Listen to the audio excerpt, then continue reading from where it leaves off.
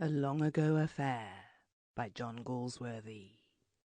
Hubert Marsland, the landscape painter, returning from a day's sketching on the river in the summer of 1921, had occasion to stay the progress of his two-seater about 10 miles from London for a minor repair, and while his car was being seen to, strolled away from the garage to have a look at a house where he had often spent his holidays as a boy.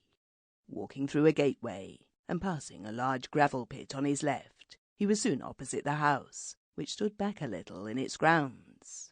Very much changed, more pretentious, not so homely as when his uncle and aunt lived there, and he used to play cricket on this warren opposite, where the cricket ground, it seemed, had been turned into a golf course. It was late, the dinner hour, nobody playing, and passing on to the links, he stood, digesting the geography. Here must have been where the old pavilion was, and there, still turfed, where he had made that particularly nice stroke to leg when he went in last and carried his bat for 13. 39 years ago, his 16th birthday. How vividly he remembered his new pads. A.P. Lucas had played against them and only made 32. One founded one's style on A.P. Lucas in those days. Feet in front of the bat and pointed a little forward. Elegant. You never saw it now, and a good thing too. One could sacrifice too much to style. Still, the tendency was all the other way. Style was too much off, perhaps.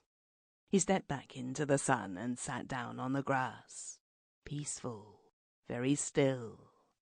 The haze of the distant downs was visible between his uncle's old house and the next, and there was a clump of elms on the far side behind which the sun would be going down, just as it used to then. He pressed the palms of his hands to the turf. A glorious summer.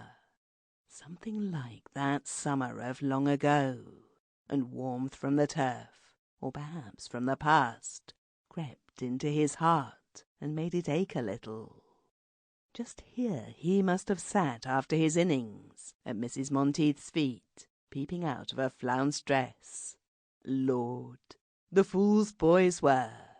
How headlong and uncalculating their devotions!